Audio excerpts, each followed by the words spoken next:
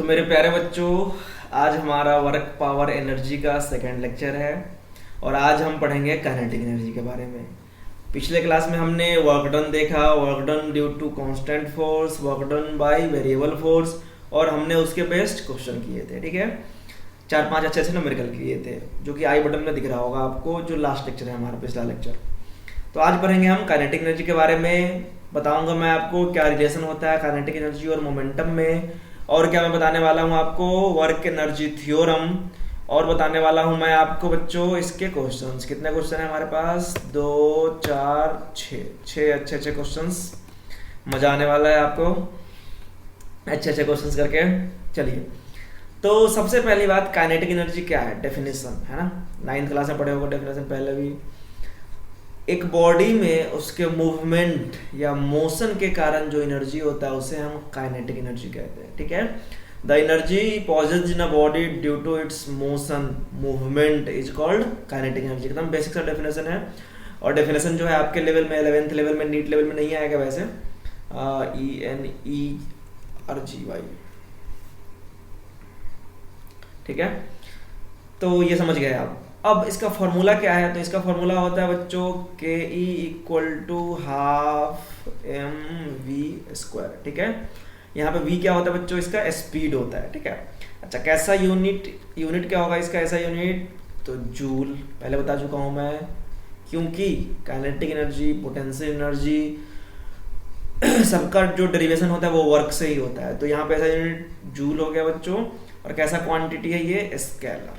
ठीक है, आप सोच रहे होंगे कि सर कैसे आया ½ mv² ही क्यों, है ना, 2 mv² क्यों नहीं, या 3 mv² क्यों नहीं? तो इसको मैं डिराइव करूंगा। ठीक है, तो सबसे पहली बात जान लो कि जितना भी एनर्जी है बच्चों, kinetic energy, potential energy, electrostatic potential energy, gravitational potential energy, सब के सब बच्चों डिराइव होता है वर्क डन से। ठीक है, तो मान लो कि एक मास यहाँ पे m मास का है जो कि रेस्ट पे है, मतलब u = क्या है? 0, इनिशियल वेलोसिटी 0। अब आपको इसको यहाँ से यहाँ तक मूव करना है, तो क्या करोगे? आप इधर से फोर्स लगाओगे आकर के, है ना, आप क्या करोगे? फोर्स लगाओगे। तो फोर्स लगाने के कारण ये जो m मास है, मान लिया अब जा रहा है v वेलोसिटी से। ठीक है, तो यहाँ पे आप इक्वेशन लिखोगे बच्चों, v² = u² + 2as। तो यहाँ से जो डिस्प्लेसमेंट हुआ बच्चों वो हमारा v² - u² / 2a, ये आपका डिस्प्लेसमेंट है। ठीक है, तो अगर आपसे पूछे कि कितना काम हुआ, W कितना हुआ, तो W क्या होता है हमारा? Force into displacement into cos. यहाँ पे 0 डिग्री है क्योंकि जिधर फोर्स लगा है उधर ही डिस्प्लेसमेंट है, Fs cos थीटा। तो F हो गया हमारा यहाँ पे ma, और डिस्प्लेसमेंट कितना है हमारा? v² - u² / 2a। ठीक है, तो a ने a को मार दिया। अब u क्या है हमारा यहाँ पे? 0 है ना, u क्या था? 0। तो यहाँ से W आया हमारा ½ mv²। ठीक है, तो आपने एक रेस्ट पे वाले, रेस्ट के बॉडी को v वेलोसिटी से दौड़ा दिया मार करके, यहाँ से फोर्स लगा करके, तो आपने काम किया ½ mv²। तो आपके द्वारा जो किया गया वर्क है यही एनर्जी में कन्वर्ट हो जाता है, और इसे ही हम काइनेटिक एनर्जी कहते हैं। तो आप कह सकते हो सो काइनेटिक एनर्जी = ½ mv²। ठीक है, अच्छा, अभी हम आगे देखेंगे वर्क एनर्जी थ्योरम में। इसी को मैं ऐसा लिख सकता हूँ, इसी को मैं ये भी लिख सकता हूँ बच्चों, इसको मैं लिख सकता हूँ ½ mv² - ½ mu²। ये भी लिख सकता हूँ मैं, हाफ बाहर निकाल लूंगा मैं, है ना। तो ये किसकी वैल्यू हो गई बच्चों? W की। यहाँ पे मैं लिख दूँ W = ये हो गया बच्चों W = आप ये भी कह सकते हो। तो ये क्या हो गया? W = K final - K initial. यहाँ पे K इनिशियल क्या होगा हमारा? अगर U स्पीड होगा तो यहाँ तो हम 0 लिया था। ठीक है, तो इसी को कहते हैं हम वर्क एनर्जी थ्योरम। आगे वाले पेज में मैं डिटेल में करूंगा। तो अभी फिलहाल आप जान लो कि काइनेटिक एनर्जी ½ mv² होता है, क्योंकि एक रेस्ट में बॉडी है u = 0 पे, इससे v वेलोसिटी तक लाने में आपको काम करना पड़ता है ½ mv²। तो आपके द्वारा जो किया गया वर्क डन है यही एनर्जी में कन्वर्ट होता है, इसलिए आप इसे ½ mv² लेते हैं। आया समझ में क्यों ½ mv² लेते हैं? क्योंकि एक बॉडी जो कि रेस्ट में था, इसको आपने v वेलोसिटी से दौड़ा दिया मार करके, इसे लात मारा आपने, v से दौड़ने लगा, ये एस डिस्प्लेसमेंट हुआ, उस दौरान आपने जो काम किया वो ½ mv² है। ठीक है, अच्छा, अब आप पूछेंगे कि सर क्या रिलेशन है काइनेटिक एनर्जी और मोमेंटम में? तो देखो, काइनेटिक एनर्जी होता है हमारा हाफ एम वी स्क्वायर। मैं क्या करूंगा, मास से मल्टीप्लाई करूंगा, मास से डिवाइड करूंगा, तो ये होगा हमारा m square v square upon 2m। ठीक है, अच्छा एम स्क्वायर वी स्क्वायर मतलब क्या, पी का स्क्वायर, क्योंकि पी होता है हमारा m v, p square upon 2m, ये फॉर्मूला हो गया हमारा काइनेटिक एनर्जी का। तो आप कह सकते हो कि kinetic energy equal to p square by 2m। मतलब बच्चों काइनेटिक एनर्जी किस पे डिपेंड कर रहा है, पी के स्क्वायर पे। अगर मोमेंटम 2 गुना हो जाएगा, काइनेटिक एनर्जी 4 गुना होगा। या फिर आप काइनेटिक एनर्जी आप कह सकते हो मोमेंटम डिपेंड कर रहा है रूट के पे। ये दोनों बातें रख लो, मैं इस पे क्वेश्चन करवाऊंगा बच्चों। अच्छे अच्छे क्वेश्चन आपके इस पे आ सकते हैं, डायरेक्ट डिपेंडेंसी बेस्ड क्वेश्चन कहते हैं इसको। कॉम्पिटिटिव एग्जाम में डिपेंडेंसी वाले क्वेश्चंस बड़े आसानी से होते हैं। ठीक है, मैं आपको सारे बताऊंगा कि कैसे डिपेंडेंसी वाले क्वेश्चन आते हैं। ठीक है, क्लियर यहाँ तक? काइनेटिक एनर्जी क्या होता है ये जान गए आप, क्यों हाफ एम वी स्क्वायर लेते हैं ये भी जान गए आप, और क्या रिलेशन है काइनेटिक एनर्जी और मोमेंटम में ये जान गए आप। ठीक है बच्चों, चलिए यहाँ तक तो मजा आया होगा आपको। चलते हैं अगले टॉपिक पे। तो अगला टॉपिक है हमारा वर्क एनर्जी थ्योरम। तो वर्क एनर्जी थ्योरम में मैं करूंगा फॉर वेरिएबल फोर्स के लिए, है ना, या और फॉर कांस्टेंट फोर्स के लिए। For constant force, variable force दोनों कर देता हूँ। फॉर कांस्टेंट फोर्स और करूंगा मैं फॉर वेरिएबल फोर्स। ठीक है, देखो कांस्टेंट फोर्स में तो पिछले की तरह ही होगा, एक एम मास का बॉडी यू स्पीड से जा रहा है, आपने इस पे फोर्स लगाया तो एस डिस्प्लेसमेंट जाने के बाद, है ना, आपने क्या किया, इस पे फोर्स लगाया तो एस डिस्प्लेसमेंट जाने के बाद इसकी स्पीड v हो गई। ठीक है, तो क्या किया था हमने कि v square equal to u square plus 2a, तो यहाँ से s निकाला था जो कि हो गया था हमारा इतना। ठीक है, v square minus u square by 2a, ये s हो गया था। तो हमने कहा था कि आपने कितना काम किया, तो फोर्स इनटू डिस्प्लेसमेंट, फोर्स था हमारा ma, डिस्प्लेसमेंट था हमारा v square minus u square upon 2a, है ना। तो यहाँ से w आ गया था बच्चों हमारा half m v square minus half m u square, जो कि पिछले वाले पेज में भी किया हमने। तो ये हो गया था हमारा k final minus k initial, means work done जो होता है हमारा वो चेंज इन काइनेटिक एनर्जी के इक्वल होता है, टोटल वर्क डन। ठीक है, इस पर भी क्वेश्चन करने वाले हैं हम लोग, है ना। तो आप कह सकते हो वर्क डन क्या होता है, किसके equal, change in kinetic energy के। आप यहाँ पे टोटल वर्ड यूज कर सकते हो। ठीक है, ठीक है, चलिए अब करते हैं वेरिएबल फोर्स के लिए। तो वेरिएबल फोर्स के लिए देखो बच्चों, F इक्वल टू आप क्या होता है हमारा ma, है ना। अच्छा F इक्वल टू ma को आप m और a की जगह पे आप इसको लिख सकते हो dv बाई dt लिख सकते हो। अच्छा अब क्या करो, इसमें ds से मल्टीप्लाई करो, ds से डिवाइड करो, है ना। क्यों किया पता है, अभी बताऊंगा क्यों किया। तो ये ds पे dt को मैं वेलोसिटी कह सकता हूँ, तो यहाँ से F आ गया बच्चों m v dv, ठीक है, अपॉन ds। देखो ये dv बाई ds रह गया हमारा, ये हो गया v dv, कोई दिक्कत नहीं यहाँ तक। अब क्या करो, अब देखो इधर मैं अगर ले जाऊंगा इसे तो ये हो जाएगा f ds इक्वल टू क्या हो गया m dv, है ना। तो अब दोनों तरफ अगर इंटीग्रेशन करोगे तो इंटीग्रेशन ऑफ ds क्या होता है हमारा w होता है ना। अब m dv तो कहाँ से कहाँ तक वेरी कर रहा है हमारा, u से v तक, इनिशियल हमारा u था, फाइनल हमारा v है। तो ये आ गया हमारा m और v dv का इंटीग्रेशन, तुम लोग एक्सपर्ट हो इंटीग्रेशन बताने में, है ना, u से v तक। तो ये हो गया हमारा, बाहर निकाल लेता हूँ इसको, हाफ m, और ये हो गया हमारा upper limit minus lower limit. तो यहाँ से भी वही बात आ गया हमारा, half m v square minus half m u square, या आप कह सकते हो इसको k final minus k initial. तो ये था बच्चों वेरिएबल फोर्स के लिए। तो वेरिएबल फोर्स के लिए भी यही आ रहा है, वर्क डन हमारा final kinetic energy minus initial kinetic energy. कोई राय नहीं है इसमें, कोई दो मत नहीं है, बहुत आसान था ये वर्क एनर्जी थ्योरम। ठीक है, तो आप समझ गए वर्क एनर्जी थ्योरम। अब सबसे इंपॉर्टेंट, थ्योरी जानने से ज्यादा इंपॉर्टेंट है कि इससे अप्लाई कैसे करते हैं। ठीक है, तो वर्क एनर्जी थ्योरम जान गए आप, क्या कहता है, टोटल वर्क डन होता है हमारा चेंज इन काइनेटिक एनर्जी। क्या होता है, चेंज इन काइनेटिक एनर्जी, है ना। चलिए तो हम आपके लिए क्वेश्चंस लेकर आए हैं, करते हैं क्वेश्चन स्टार्ट। फर्स्ट क्वेश्चन में अपने कहा जा रहा है बच्चों कि एक बॉडी है जिसका कि मास 2 किलोग्राम है। ठीक है, चलो मास ले लिया हमने 2 किलोग्राम। सबसे पहले क्या लिखते हैं आप, क्या क्या गिवन है। ठीक है, इसके पास जो इनिशियल वेलोसिटी है बच्चों वो है हमारा 3i cap plus 4j cap, है ना। अगर मैं मैग्नीट्यूड की बात करूं तो इसका हो गया बच्चों रूट अंडर 3 का स्क्वायर प्लस 4 का स्क्वायर, है ना। तो ये आएगा आपका 3 और 4 का 5 है ना, पाइथागोरियन ट्रिपलेट है ये। 9 + 4 16, 16 का 25 का 5, कोई दिक्कत नहीं यहाँ तक। फाइनल वेलोसिटी कितना कह रहा है हमारा 6 और 8। जानबूझ के मैंने बच्चों ऐसा डाटा लिया हुआ है ताकि ये पाइथागोरियन ट्रिपलेट 6 8 का 10 होता है ना। तो ये फाइनल है हमारा 6i कैप + 8j कैप, ठीक है। और इसकी अगर मैग्नीट्यूड की बात करूं मैं अगर, तो ये हो गया बच्चों √6 का स्क्वायर + 8 का स्क्वायर, तो ये आ गया हमारा 10। तो ये पता लग गया आपको कि पहले वेलोसिटी 5 मीटर पर सेकंड था, अब वेलोसिटी हो गया 10 मीटर पर सेकंड, ठीक है। ये मीटर पर सेकंड में लिखा हुआ था यहाँ पे, है ना। मैं ये लिखने में प्रिंटिंग मैंने भूल गया,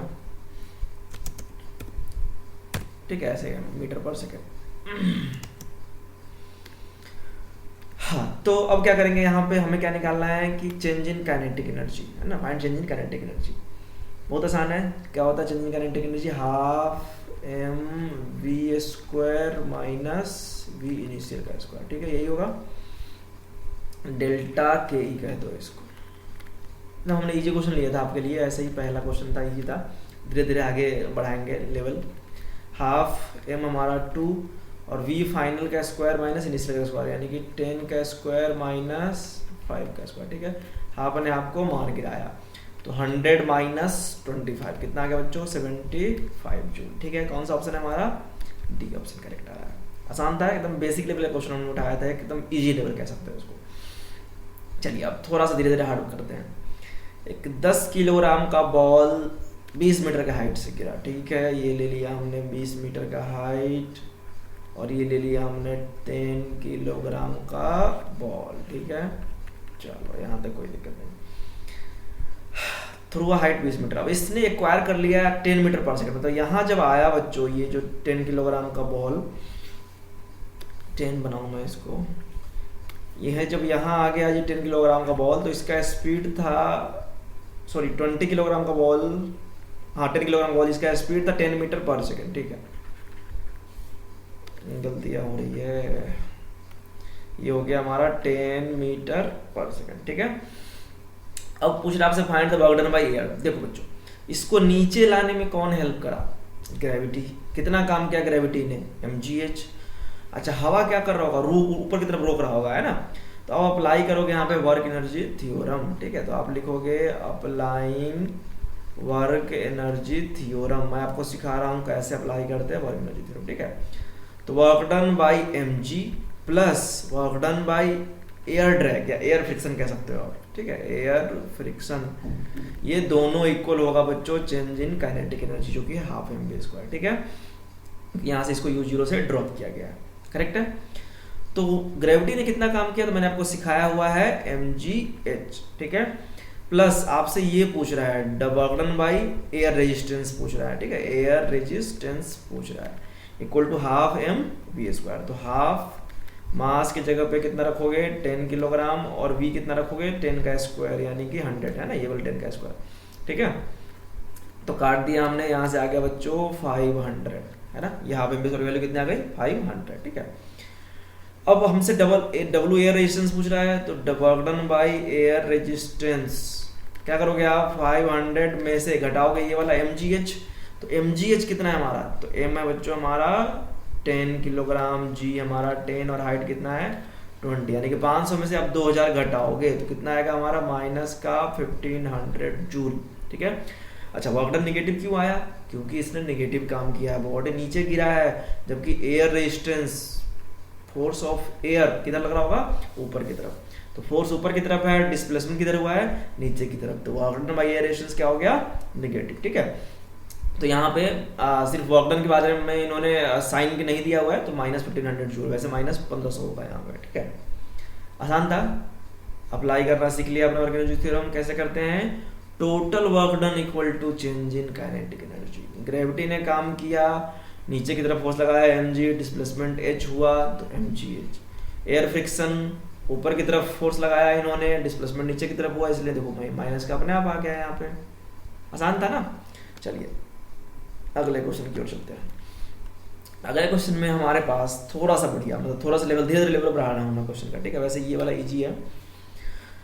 हाँ, तो यहाँ पे बच्चों एक बॉक्स है 20 किलोग्राम का, इसे आपने प्रोजेक्ट किया अप एन इंक्लाइन प्लेन, ठीक है। ऊपर की तरफ इसने आपने इसको प्रोजेक्ट किया 30 मीटर पर सेकंड से, मतलब ऐसे में रख करके इसको हमने ऐसे स्लाइड कर दिया ऊपर की तरफ। तो आपसे पूछा जा रहा है कि अगर यहाँ पे म्यू जो है 0.5 है, रफ सरफेस है, तो distance travel by the box on the plane before it stop for the first time, मतलब जाकर कहीं रुकेगा ये, फिर वापस आएगा ये नीचे गिरते हुए, तो कितना डिस्टेंस इसने ट्रेवल किया।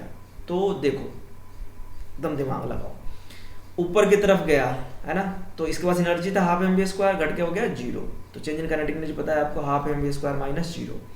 काम किसने किया, ग्रेविटी ने काम किया नीचे की तरफ, मतलब आप अप्लाई करोगे क्या, फिर से वही work energy theorem, applying work energy theorem, ठीक है। तो work done by gravity, work done by gravity plus work done by friction equal to क्या होगा हमारा, change in kinetic energy half mv² minus 0, कोई दिक्कत नहीं। अच्छा, ग्रेविटी ने कितना काम किया, तो ग्रेविटी ने काम किया होगा mg sin थीटा इंटू जो डिस्टेंस हुआ होगा। अच्छा, दूसरी बात यहाँ पे थीटा दिया हुआ था, मैं लिखना भूल गया, थीटा यहाँ पे 37 डिग्री दिया था बच्चों, ठीक है। तो आपसे डी पूछ रहा है कितना गया, ठीक है। तो ग्रेविटी ने काम किया होगा mg sin theta into D, ठीक है। और फ्रिक्शन ने काम किया होगा mu mg cos theta into D, और इक्वल टू हो गया हाफ मास की जगह पे 20 और v² की जगह पे 900, ठीक है ना। तूने इसको मार दिया 10 टाइम्स, 9000 हो गया ये। अच्छा, अब mg sin थीटा, मास कितना है इसका 20, g कितना है हमारा 10, और sin थीटा कितना होता है बच्चों, sin 37 होता है हमारा 3/5, निकालना सिखाया हुआ है हमने आपको, ठीक है। ये हो गया 5 2 जा, है ना, तो ये 20 2 जा 40, 3 जा 120 हो गया ये, है ना। ये कितना हो गया 120 डी कह सकते हो इसको, plus mu mg cos theta, mu हमारा ये है, m हमारा है 20, g हमारा 10, और cos 37 होता है बच्चों 4/5, ठीक है, इंटू डी इक्वल टू यहाँ पे ले लिया हमने 9000, कोई दिक्कत नहीं। ये हो गया 120 डी। अच्छा, इसको देखो जरा मैं, 5 2 जा 2 ने 2 को मार दिया, ये हो गया हमारा 4/5 था नहीं है, ठीक है। तो 24 जा 80 डी ये हो गया, इक्वल टू हो गया हमारा 9000, ठीक है। थोड़ा सा कैलकुलेशन कुछ भी नहीं है। अब देखो ये 120 प्लस 80 कितना हो गया, 2000 हो गया, तो डी यहाँ से हो गया बच्चों 9000 अपॉन 200, 2 जीरो काट दिया इन्होंने, 45 मीटर, ठीक है। ऑप्शन कौन सा करेक्ट है हमारा, बी ऑप्शन करेक्ट है। कुछ भी नहीं था, थोड़ा सा कैलकुलेशन था, दो कॉन्सेप्ट का यूज था यहाँ पे। एक तो आपको पता होना चाहिए कि इंक्लाइन प्लेन पे जो पीछे की ओर फ्रिक्शन लगता है ये होता है mu times mg cos theta, कौन सा फ्रिक्शन, काइनेटिक फ्रिक्शन, एक तो आपको ये पता होना चाहिए, ठीक है। और उसके बाद क्या पता आपको वर्क डन ग्रेविटी के अगेंस्ट कितना होता है, तो नीचे की तरफ mg sin थीटा फोर्स लग रहा है, और d से मान लिया हमने डिस्प्लेस हुआ है, जो कि d निकालना था आपको, ठीक है। दो चीज़ें जानना था आपको कि ग्रेविटी अगर इंक्लाइन प्लेन पे ऊपर जा रहा हो तो ग्रेविटी के द्वारा किया गया काम mg sin theta into D होता है, और दूसरी बात आपको पता होना चाहिए फ्रिक्शन के द्वारा किया गया काम mu mg cos theta into S या डी, जो भी डिस्टेंस है, ठीक है। तो इस तरह से हम निकालने में सफल हुए, ठीक है। अगला क्वेश्चन हमारा बच्चों डिपेंडेंसी वाला क्वेश्चन है ये, ठीक है। कैसा क्वेश्चन है ये, डिपेंडेंसी बेस्ड, ठीक है, डिपेंडेंसी बेस्ड। ऐसे क्वेश्चन बच्चों एग्जाम में 4-5 रहेंगे, ठीक है। मैं आपको आसानी से करना सिखाता हूँ, ऐसे कोई क्वेश्चन करने में 30 सेकंड 20 सेकंड लगता है बस, ठीक है। बस फॉर्मूला पता होना चाहिए आपको। देखो कह रहा है कि energy of A particle increase by 300%, energy कितना परसेंट इंक्रीज हो गया 300%, ठीक है। मतलब पहले E था, अब E प्लस E का 300%, ठीक है। यानी कि कितना हो गया बच्चों ये 4E,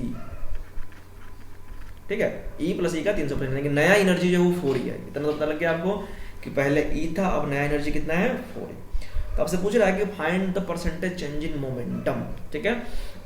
तो मैंने सिखाया हुआ है आपको बच्चों, परसेंटेज चेंज का फॉर्मूला होता है हमारा final minus initial upon initial into 100। कभी भी चेंज परसेंटेज का फॉर्मूला यही होता है, चेंज अपॉन ओरिजिनल इंटू 100। आप बचपन से गेन परसेंटेज पढ़ते थे तो क्या करते थे, gain upon CP into 100। CP क्या था, ओरिजिनल था। लॉस परसेंटेज अगर पूछा जाता तो क्या कर देते, लॉस अपॉन सीपी इंटू 100, ठीक है। चलिए तो यहाँ तक समझ गए। अब मैंने कहा था 30 सेकेंड, मैंने समझाने में ज़्यादा टाइम ले लिया आपको। चलिए तो एनर्जी जो है बच्चों वो 4 गुना हो गया, तो मोमेंटम कितना गुना हो जाएगा, है ना। तो देखो एक फॉर्मूला है बच्चों, P इक्वल टू √2 2mk, कहाँ से आया, तो K इक्वल टू p²/2m से आया। अभी पढ़ाया था हमने, चले हम 3 पेज पीछे, है ना। देखो यहाँ पर आया है kinetic energy equal to p²/2m, ठीक है। तो यहाँ से K p² पर डिपेंड करता है ना, यहाँ से आप P का अगर फॉर्मूला निकालना हो तो आप निकाल सकते हो √2mk, ठीक है ना। ये फॉर्मूला आया था हमारा। तो P किस पे डिपेंड कर रहा है, हमारा √k पे, इसी पे काम निकल जाएगा अपना कि P डिपेंड कर रहा है √k पे। तो अगर काइनेटिक एनर्जी 4 गुना हो गया बच्चों, तो आप ध्यान में रखो कि मोमेंटम आपका 2 गुना होगा, क्योंकि √k पे डिपेंड कर रहा है। P किस पे डिपेंड कर रहा है, √k पे, तो मोमेंटम सिर्फ 2 गुना होगा। तो फाइनल मोमेंटम आप 2p ले लो, इनिशियल मोमेंटम p ले लो, इन 200 कर दो, आंसर आ जाएगा आपका। तो यहाँ से 2p - pp, p/p कट गया आपका, तो आंसर हो गया हमारा 100%। कौन सा आंसर बच्चों, ए। आसान था, हार्ड था, मतलब एकदम दिमाग। देखो कॉम्पिटिटिव एग्जाम में क्या होता है, थोड़ा सा आपको माइंड, सब कुछ आप कैलकुलेशन से करोगे तो काफ़ी टाइम लगेगा आपको। सीधा देखना था यहाँ पे, ये तो मैंने कैलकुलेशन किया था, आप देख के बता सकते हो कि काइनेटिक एनर्जी बच्चों 100% बढ़ जाए अगर लिखा हो तो मतलब 2 गुना हो गया, ठीक है। 300% हो गया मतलब 4 गुना हो जाता है, ठीक है। 200% हो जाता तो ये 3 हो जाता, अगर 200% यहाँ पे 2 होता तो 3 ही हो जाता, 300 है तो ये 4 ही हो गया, ठीक है। तो आपको बस ये सब बिना पेन उठाए कर लेना है कि काइनेटिक एनर्जी 4 ही हो गया, और काइनेटिक एनर्जी 4 गुना हो गया तो मोमेंटम 2 गुना हो गया होगा। मतलब इस क्वेश्चन को बिना पेन उठाए भी किया जा सकता है। सिलेक्शन वाले बच्चे जो होते हैं वो बिना पेन उठाए कर देते हैं ऐसे क्वेश्चन, 20 सेकंड, 25 सेकंड, 30 सेकंड में।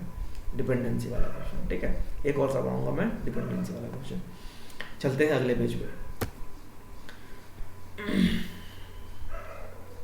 देखो हाँ, ये भी डिपेंडेंसी वाला क्वेश्चन ही है ना, ये भी कह सकता हूँ मैं इसको डिपेंडेंसी बेस्ड क्वेश्चन, ठीक है। एक पुलिस ऑफिसर ने फायर किया बुलेट 50 ग्राम का है 200 मीटर पर सेकंड से, ठीक है। बुलेट इमर्ज हुआ, अच्छा प्लाईवुड से निकलने के बाद जब बुलेट निकला तो सिर्फ 50% ऑफ काइनेटिक एनर्जी से निकला, ठीक है। तो उसके निकलने की स्पीड क्या थी, है? तो कुछ बच्चे सोच रहे होंगे कि 200 मीटर से गया था और एनर्जी हाफ हो गया तो इसका मतलब 100 मीटर पर सेकंड से निकला होगा, है ना। बहुत बच्चे ऐसे तुक्का मार सकते हैं। जाने वाला स्पीड 200 मीटर पर सेकंड, अब एनर्जी आधा हो गया तो निकलने वाला स्पीड 100 मीटर पर सेकंड, ठीक है। लेकिन नहीं, ये आंसर नहीं आएगा, ठीक है। आइए ट्राई करते हैं, देखते हैं क्या आंसर आता है। तो सबसे पहले बच्चों इसके पास जो काइनेटिक एनर्जी है इनिशियल, ठीक है, वो है हाफ m यानी कि 50/1000 और v² यानी कि 4 पे 4 जीरो, ठीक है, क्योंकि 2 जीरो पहले से है। अब यहाँ पे 3 जीरो ने 3 जीरो को मार दिया, ठीक है ना। और यहाँ से आप काटोगे, ये हमारा हो गया 20, तो 25 जा 100 पे 1 जीरो और, ठीक है। 1000 जूल का एनर्जी है इसके पास, कोई दिक्कत नहीं है हमसे। अब फाइनल एनर्जी कितना बच्चों, 50% लॉस हो गया, मतलब अब एनर्जी इसके पास सिर्फ 500 जूल का। पहले कितना था हमारे पास, अच्छा कुछ हमने गलती कर दिया, 25 जा 100 1 जीरो पड़ता है इस पे, ठीक है। तो अब कितना एनर्जी है इसके पास, ये। अब आप देखो बच्चों कि आपसे पूछ रहा है what is the emergent speed, ठीक है। तो आप कह सकते हो कि v1/v2 इक्वल टू √k1/k2, क्योंकि काइनेटिक एनर्जी हाफ mv² होता है, मतलब है ना। v हमारा, आप कह सकते हो ना काइनेटिक एनर्जी क्या होता है हमारा, हाफ mv², ठीक है। मतलब v किस पे डिपेंड कर रहा है, √k पे, ठीक है। चलिए तो v1/v2, v1 है हमारा 200, v2 हमें निकालना है, k1 हमारा 1000 है, k2 हमारा 500 है, काट पीट दिया हमने, 2 आया ये ना √2। तो यहाँ से v2 कितना आएगा बच्चों, 200/√2, यानी कि 200/√2 की वैल्यू कितनी होती है, 1.41 के आसपास, ठीक है। अब अगर आप 200 को 1.41 से डिवाइड करोगे तो ये अप्रोक्सीमेट आएगा बच्चों आपका 141, ठीक है। तो यहाँ पे हमारे पास ऑप्शन सी करेक्ट आ रहा है, ठीक है। आप क्वेश्चन करके देख लो। चलिए लास्ट क्वेश्चन करते हैं हम लोग, बढ़िया सा क्वेश्चन है ये, इंपॉर्टेंट क्वेश्चन, कर लो इसको। देखो displacement of a body of mass 2 kilogram on a smooth horizontal surface as a function of t. ये डिस्प्लेसमेंट दिया हुआ है टाइम के रेस्पेक्ट में। तो आपसे पूछ रहा है find the work done by the external agent for the first 2 second, और ऑप्शन है हमारे पास दिए हुए, ठीक है। देखो वर्क डन निकालने के लिए क्या चाहिए हमें, फोर्स। फोर्स क्या होता है, मास इनटू एक्सेलरेशन। एक्सेलरेशन तो दिया नहीं हुआ है, कैसे करोगे, तो x यहाँ पे t का फंक्शन है तो आप एक्सेलरेशन निकाल सकते हो।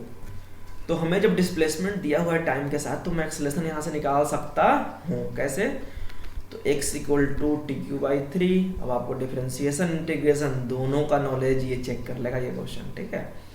तो देखो वेलोसिटी जो कि होता है dx/dt, ये होगा हमारा 3t²/2, ठीक है। पावर से मल्टीप्लाई किया हमने, पावर एक कम कर दिया, सॉरी 3t²/3, क्योंकि 3 तो पहले से था, ऊपर वाले टर्म का सिर्फ हम डिफरेंशिएशन करेंगे, तो 3t², 3 ने 3 को मार दिया। एक्सेलरेशन जो कि होता है dv/dt, तो 2 इसका कितना होगा 2t आ गया, बस एक्सेलरेशन निकल गया। तो फोर्स निकाल लेंगे हम, F इक्वल टू m में मास 2 किलोग्राम, एक्सेलरेशन 2t यानी कि 4t, ये हमारा हो गया फोर्स, ठीक है। अब क्या पूछ रहा है आपसे कि वर्क डन बताइए 2 सेकेंड में, तो W क्या होता है हमारा, इंटीग्रेशन ऑफ f dx, ठीक है। अच्छा तो f dx है तो इंटीग्रेशन ऑफ f की जगह पे तो 4t ले लिया, dx की जगह पे बच्चों यहाँ से निकालना पड़ेगा आपको, ठीक है।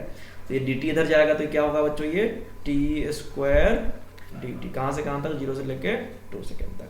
मीन्स आपको बच्चों इंटीग्रेशन करना है 4t³ dt को 0 से लेके 2 सेकेंड तक, ठीक है, कोई दिक्कत नहीं। चलो 4 बाहर ले लिया हमने, tq का हो गया t4/4, ठीक है, 4 में 4 को मार दिया।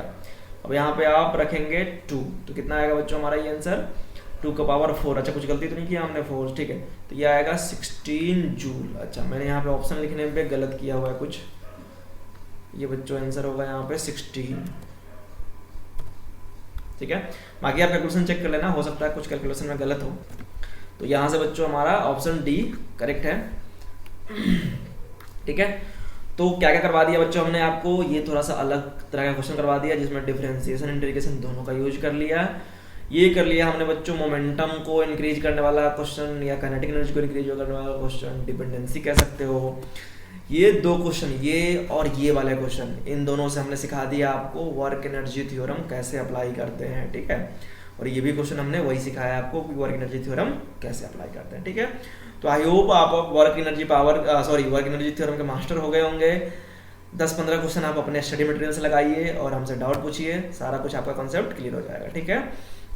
ये फार्मूला आपको याद हो गया है ना, फार्मूला की अलग कॉपी बना लो। कितने फार्मूले आए, 12m v², और क्या आ गया हमारे पास, काइनेटिक एनर्जी p²/2m आ गया, और क्या आ गया हमारे पास p = √2m के, और क्या आ गया वर्क डन हमारा चेंज इन काइनेटिक एनर्जी, ठीक है बच्चों। चलो बेस्ट ऑफ लक।